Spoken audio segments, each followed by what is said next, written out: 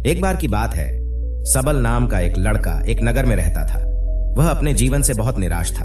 उनकी निराशा का कारण यह था, वह अब तक अपने जीवन में कुछ भी नहीं कर रहा था। उसके माता पिता उसे ताने मारते थे कि आपके सभी मित्र कुछ न कुछ कर रहे हैं, लेकिन आप अभी भी घर बैठे हैं। दोस्तों के बीच भी अक्सर उनका मजाक उड़ाया जाता था। वह कहीं जाता तो लोग उससे पूछते थे कि आप क्या कर रहे हैं। उसे यह बताने में भी शर्म आ रही थी। वह कुछ नहीं कर रहा है। धीरे धीरे उसने रिश्तेदारों से मिलना जुलना कम कर दिया और लोगों से मिलना भी बंद कर दिया। वह ज्यादातर समय घर पर ही रहता। वह अकेला रहता और भगवान को कोसता रहता और अपनी किस्मत को दोष देता। अब उसे अपना जीवन बोझ लगने लगा था। कभी कभी वह सोचता कि कब वह कुछ करने के योग्य बनेगा, और फिर वह सोचता कि जिंदा रहने से अच्छा मर जाना ठीक है। एक दिन वह अपने नगर की एक गली से गुजर रहा था। तभी उसने देखा कि एक गुरु दुख और परेशानियों पर उपदेश दे रहे हैं। वह भी उसी भीड़ में सबसे पीछे बैठ गया और गुरु के प्रवचन सुनने लगा। गुरु कह रहे थे कि दुख एक शिक्षक की तरह है जो हमें जीवन की सच्चाई दिखाता है और हमें जीने का सही तरीका सिखाता है। आप चाहे तो जिंदगी जीना भी सीख सकते हैं। आप चाहो तो कुछ भी हासिल कर सकते हो, और अगर चाहो तो एक कोने में बैठकर रो सकते हो। इन सभी बातों को सबल ध्यान से सुन रहा था, लेकिन उपदेश की यह बातें पसंद नहीं आई। उसने खड़े होकर कहा कि कुछ भी सिखाने से दुख दूर नहीं होता, इसमें केवल दर्द होता है। दुख की पीड़ा अनंत है। ऐसा लगता है कि इसके बाद कुछ होने वाला नहीं है, इससे कुछ भी फर्क नहीं पड़ता है, इसके सामने तो मौत भी छोटी लगती है। तब गुरु ने कहा, वत्स तुम्हारा दुख क्या है? सबल ने उनके सामने अपनी सारी व्यथा सुनाई और गुरु से पूछा कि मेरे इन दुखों का कोई उपाय है तुम्हारे पास? यह सुनकर गुरु मुस्कुराए और बोले, तुम उस दिन मेरे पास आना जब आपके जीवन में वास्तविक दुख आए। मैं आपकी समस्या का समाधान अवश्य करूंगा। यह कहकर गुरु वहां से चले गए। सबल ने सोचा, क्या ये मेरा दुख नहीं है तो क्या है? मैं जिस दर्द से गुजर रहा हूं वह असली दुख नहीं है क्या? मेरा दुख कोई नहीं समझ सकता। जब माँ बाप नहीं समझते तो भला गुरु क्या समझेंगे? उस दुखों से व्यथित होकर सबल ने एक फैसला लिया कि अब वह कुछ करेगा। सबल ने एक छोटा व्यवसाय शुरू किया, पर उसे सफलता नहीं मिल रही थी, लेकिन उसके घर वाले खुश थे। वह कुछ कोशिश कर रहा है। वह अपने व्यवसाय में लगा रहा और धीरे धीरे उन्हें सफलता मिलने लगी। फिर उसने रफ्तार पकड़ी और केवल 3 साल के अंदर ही वह एक बड़ा बिजनेसमैन बन गया। अब सबल के आसपास ऐसे कई लोग थे जो उसकी परवाह करते थे, जो उससे प्यार करते थे। अब उनके परिवार के सदस्य भी उसकी तारीफ करते करते थकते नहीं थे। दिन ब दिन उसके मित्रों की संख्या बढ़ती जा रही थी। अब वह अपनी जिंदगी से बहुत खुश था। उनके कुछ दोस्तों ने उन्हें सलाह दी कि जब तुम एक बड़ा बिजनेसमैन बनकर बहुत खुश हो तो सोचिए आपको कितनी खुशी होगी अगर आप इस शहर और इस राज्य के सबसे बड़े बिजनेसमैन बन जाते तो कितने लोग आपसे जुड़ना चाहेंगे, आपकी कितनी बड़ी ख्याति होगी और स्वयं राजा भी आपसे दोस्ती करना चाहेंगे और जरूरत पड़ने पर आपसे पैसे भी उधार लेंगे। दोस्तों की यह बात सबल के मन में बैठ गई। अब वह और पैसे कमाने की कोशिश करने लगा, लेकिन उसे यह सब बहुत ही जल्दी चाहिए था। वह समय बर्बाद नहीं करना चाहता था। वह अधिकांश समय इन चीजों को प्राप्त करने में लगाने लगा। इसलिए वह ऐसे काम करने लगा जो सही नहीं थे। उसने पैसे उधार लेना शुरू कर दिया। उसके दोस्तों से पैसे की मात्रा और अधिक मुनाफा कमाने के लालच में वह अपने माल में मिलावट करने लगा। उसने अन्य व्यापारियों के खिलाफ भी साजिश रची और उन्हें डराया धमकाया। जैसा उसके दोस्त कहते थे वैसा ही करता था। वह इन तरीकों से ज्यादा पैसा कमा रहा था, पर अब उसके जीवन में पहले जैसा चैन नहीं था। उनके मन की शांति गायब हो गई थी और वह रात को सो नहीं पाता था। वह विचारों में रहता था। वह सब कुछ पाकर भी उसे किसी चीज में सुख नहीं मिल रहा था। एक दिन सबल अपनी गाड़ी से कहीं जा रहा था। तभी रास्ते में उसे गुरु का आश्रम दिखाई दिया। वह रुका और गुरु के पास जाकर बोला, गुरुजी, आपने मुझे कहा था जब कभी जीवन में सच्चा दुख आए तो चले आना। अब मैं बहुत दुखी हूं। मेरी नींद हराम हो गई है। मुझे कहीं भी शांति नहीं मिल रही है। इस प्रकार सबल ने अपनी सारी समस्याएं गुरु को बताई। गुरु ने कहा, जब तुम पहली बार मुझसे मिलने आए थे तब भी तुम किसी दुख में थे। आपने उस दर्द से क्या सीखा? सबल ने कहा कि सिर्फ सोचने और चिंता करने से कुछ नहीं होता। अपनी दृष्टि को सच करने के लिए मेहनत भी जरूरी है, और सिर्फ मेहनत करने से कुछ नहीं होता, परिणाम भी मिलना चाहिए। जब आपको लगे कि आपका लक्ष्य हासिल नहीं होने वाला है, तब राह में चाहे कितनी भी मुश्किलें आ जाए, मन कितना भी निराश क्यों ना हो, अब कुछ नहीं होने वाला है, तब खुद आत्मविश्वास करे, मैं जो भी कर रहा हूं उसमें अवश्य सफल होऊंगा। लोग केवल सफल लोगों का सम्मान करते हैं, कोई कितना भी अच्छा क्यों ना हो। वह हमेशा लोगों की नजरों में बोझ बने रहते हैं। यह सब सुनकर गुरु मुस्कुराए और बोले, यह वास्तविक दुख नहीं है। अपने जीवन में वास्तविक दुख आए तब मेरे पास आना, मैं उसे ठीक कर दूंगा। सबल ने जाते समय गुरु को सोने के सिक्कों से भरा घड़ा भेंट किया। घड़े को देखकर गुरु ने कहा कि यह मेरे किसी काम का नहीं है, उस पेड़ के नीचे गड्ढा खोदकर गाड़ दो। सबल ने घड़े को पेड़ के नीचे दबा दिया।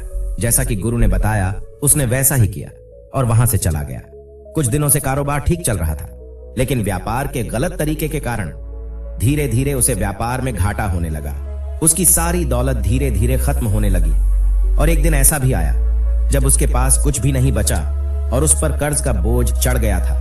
परंतु वह निश्चिंत था, क्योंकि उसने अपना सारा कर्ज अपने दोस्तों से लिया था। उसने सोचा था कि उसके दोस्त बुरे वक्त में उनके साथ खड़े रहेंगे, लेकिन ऐसा कुछ नहीं हुआ।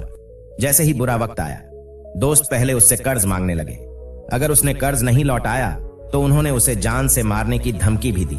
उनके सभी शुभ चिंतक और प्रियजन उससे दूर हो गए। उसके दोस्त जो उसके साथ मस्ती किया करते थे, अब उससे दूर भाग रहे थे। उसका परिवार उसकी गलतियां और कमियां गिनने लगा। उसकी सारी संपत्ति नीलाम हो गई और उसके पास कुछ भी न बचा। जब उसने अपने पिता से मदद मांगी तो पिता ने कहा कि मेरे पास थोड़ी सी संपत्ति है, अगर मैं तुम्हें दे दूंगा तो मैं तुम्हारी मां को क्या कहूंगा। यह संपत्ति हमारा अंतिम सहारा है। सबल के मन में गहरा दुख छा गया। उसके आसपास कोई नहीं था उनके दुख को समझ सके। लोगों के इस विश्वासघात के कारण वह अंदर से टूट चुका था। वह सोचने लगा कि अब जीने का कोई मतलब नहीं है, अब मौत ही मेरा सहारा है। वह आत्महत्या करने के लिए पहाड़ी पर जा रहा था। तब उसे याद आया कि उस गुरु ने उससे कहा था, तब मेरे पास आना जब तुम्हारे जीवन में वास्तविक दुख हो। सबल गुरु के पास गया और अपनी सारी व्यथा सुनाई। आंखों में आंसू लिए उसने कहा, हे गुरुदेव, मेरे दुख का निवारण कीजिए। तब गुरु ने कहा कि जब जीवन में असली दुख आए तब मेरे पास आना, मैं इसे जरूर ठीक करूंगा। सबल ने कहा कि ये क्या है, मेरी जिंदगी में दुख नहीं है तो आखिर असली दुख क्या है। गुरु ने सबल से कहा कि पहले आप मुझे बताओ कि आपने अपने दुख से क्या सीखा। तब सबल ने कहा कि मैंने वह सीखा, जो लोग हमारे जीवन में आते हैं वह हमारी सफलता और प्रगति के कारण वो हमें धोखा जरूर देंगे, क्योंकि बुरे समय में वे हमारे साथ नहीं खड़े होंगे। वे अच्छे समय में ही हमारा फायदा उठाएंगे और बुरे समय में हमें छोड़ देंगे। उन लोगों पर ही भरोसा करें जो हमारे बुरे समय में हमारे साथ खड़े रहते हैं। लेकिन ऐसे लोग बहुत कम होते हैं, लेकिन जिनके पास है उन्हें उनकी सराहना करनी चाहिए, उनका अपमान नहीं करना चाहिए।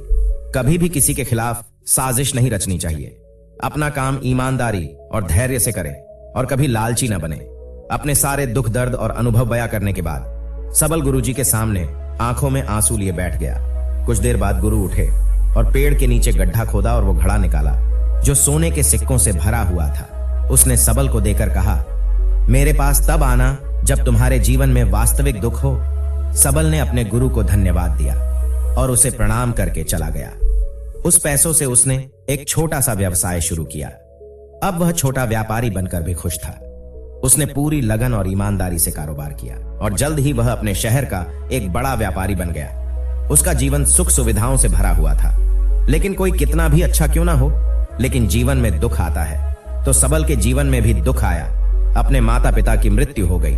वे दोनों एक ही दिन मर गए। सबल अपने माता पिता से बहुत प्यार करता था, इसलिए उनके निधन से उन्हें गहरा सदमा लगा। अंतिम संस्कार किया गया। उसने अपने माता पिता का शव जलते हुए देखा तो उसका मन बेचैन हो उठा। उसके मन में कई सवाल उठने लगे। वह घर वापस आ गया। उसने अपने माता पिता के घर और संपत्ति को देखा, जिसके लिए उनके पिता हमेशा लड़ते रहे। आज वो खाली पड़ा है। जिन्होंने इसकी देखभाल की, इसके लिए लड़ने वाले इस दुनिया से चले गए। उसके पिता ने जो कुछ कमाया वह सब यही रह गया। एक दिन पहले तक उसके पिता मारपीट करते थे किसी के साथ उसकी संपत्ति के लिए। आज वो खुद इस दुनिया से चले गए। उसका मन ऐसे अनेक विचारों में भटक रहा था। वह अंदर से अकेला और डरा हुआ महसूस कर रहा था। वह खाली महसूस कर रहा था। उसे लगा कि कुछ तो है, परंतु वह समझ नहीं सका। इसलिए वह गुरु के पास गया। उसे देखकर गुरु ने कहा, क्या जीवन में कोई दुख है? सबल ने कहा, वैसे तो जीवन में कोई दुख नहीं है, सब कुछ अच्छा चल रहा है। लेकिन आज मेरे माता पिता का देहांत हो गया है। मैं इस घटना से बेहद दुखी और परेशान हूं। गुरु ने कहा, इसमें दुखी होने की क्या बात है? एक दिन सबको मरना है। मुझे भी मरना है, तुझे भी मरना है। शायद तुम कल ही मर जाओ या आज भी मर सकते हो। सबल ने कहा, क्या कह रहे हो गुरुजी? मैं भी मर जाऊंगा, लेकिन मैं अभी जवान हूं। गुरु ने कहा कि सभी जी रहे हैं इसी भ्रम में कि मृत्यु केवल बूढ़ों को आती है, लेकिन ऐसा नहीं है। जवान भी मर जाते हैं, बच्चे मर जाते हैं। मौत का उम्र से कोई लेना देना नहीं है, यह सभी को प्रभावित करता है। गुरु की ये बातें सबल के मन में बैठ गई और वह चुपचाप चला गया, लेकिन उसका मन अभी भी बेचैन था। वह खाली महसूस कर रहा था। वह सारा दिन अपने बारे में ही सोचता रहता कि वह कौन है, वह इस दुनिया में क्यों आया है, इस जीवन का लक्ष्य क्या है। ऐसे कई सवाल उसके दिमाग में लगातार उठ रहे थे, लेकिन उन्हें अपने किसी भी सवाल का जवाब नहीं मिल रहा था और उसका दुख दिन ब दिन बढ़ता ही जा रहा था। इसलिए कुछ दिन बाद वह फिर से गुरु के पास पहुंचा और बोला, हे स्वामी, मैं बहुत दुखी हूं, क्योंकि मैं यह नहीं जान पा रहा हूं कि मैं कौन हूं और मैं इस दुनिया में क्यों आया हूं। यह सुनकर गुरु मुस्कुराए और बोले, आज आपके जीवन में पहली बार सच्चा दुख उत्पन्न हुआ है। यह वास्तव में दुख कहलाने लायक है। हम नहीं जानते कि हम कौन हैं, हम क्यों आए हैं। सबल ने अपने गुरु से कहा कि उसकी दुर्दशा दूर करे। गुरु ने कहा कि हम सभी इंसान हैं, जीवन भर संग्रह करते रहते हैं। सबल ने कहा, कोई भी इंसान अपने साथ कुछ भी नहीं ले जा सकता, वह सिर्फ अकेला ही जाता है। मेरे माता पिता भी अपने साथ कुछ भी नहीं लेकर गए, धन संपत्ति वैभव सब कुछ यहां पर छोड़कर गए। गुरु ने कहा, अब मेरी बात ध्यान से सुनो। इस संसार में हमें जो संग्रह करना चाहिए वह हम नहीं करते, बल्कि चीजें हमारे सामने होती हैं, लेकिन हम उन्हें देखने की कोशिश नहीं करते। हमें इस दुनिया में जो कुछ भी इकट्ठा करना है वह हम खुद हैं। हमें खुद को जुटाना होगा, ताकि जब हम मरे तो हम एकजुट हो सके और खुद को पहचानने में सक्षम होने के लिए। हम अंदर बटे हुए हैं। हम प्यार, नफरत, गुस्सा, ईर्ष्या में बटे हुए हैं। क्रूरता, धन, स्थिति, प्रतिष्ठा, सम्मान, पहचान, धर्म, जाति, सैकड़ों हजारों ऐसी चीजों और इच्छाओं में हम विभाजित हैं और टुकड़ों में जीवन जी रहे हैं। इस विभाजन के कारण हमारी चेतना कभी एक नहीं हो सकती। हमारी चेतना व शक्ति बिखरी हुई है, इसलिए हमारे पास इतना समय नहीं है, इतनी ऊर्जा नहीं कि हम मुड़ सकते हैं और अपने भीतर देख सकते हैं। वास्तव में धन, सम्मान और सुविधाओं के अभाव को लोग दुख समझते हैं और जीवन भर के लिए इसे दुख कहकर रोते रहते हैं और समाधान खोजने का प्रयास करते रहते हैं। उन्हें अपना समाधान कभी नहीं मिलेगा, क्योंकि जिसे लोग दुख कहते हैं वह वास्तविक दुख नहीं है। यह सिर्फ एक आदमी की इच्छा है। उसकी इच्छा कभी पूरी नहीं होती, इसीलिए व्यक्ति को कभी उनके प्रश्नों का समाधान नहीं मिलता। इसलिए इन सब से परे यदि आप अपने दुखों का परम समाधान चाहते हैं तो सबसे पहले खुद को समेटना होगा। इस दुनिया से अपनी ऊर्जा वापस ले लो और इकट्ठा करो। अपने आप पर ध्यान केंद्रित करो, स्वयं पर ध्यान दो। अपने मृत्यु से पहले अपने आप को जानने की कोशिश करो। बिखरो मत, सबल ने कहा। गुरुजी, क्या हम इस संसार को छोड़ दें? हमारी सभी इच्छाओं को मार देना चाहिए। किसी से प्रेम नहीं करना चाहिए, धन संग्रह नहीं करना चाहिए, सम्मान की आशा छोड़ देनी चाहिए।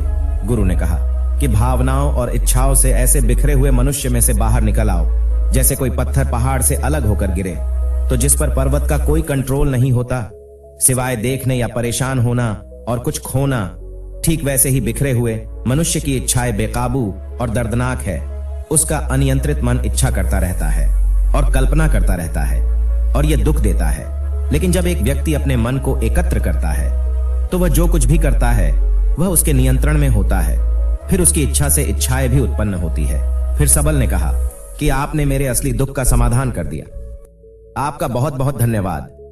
अब से मैं खुद को समेटने और खुद को तलाशने की कोशिश करूंगा।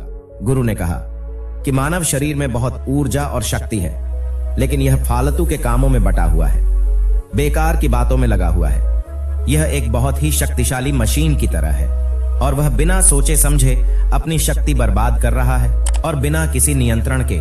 इसीलिए इस शक्ति पर ध्यान दे, अपनी चेतना और इसे इकट्ठा करे। सबल को अपने प्रश्नों का उत्तर मिल गया।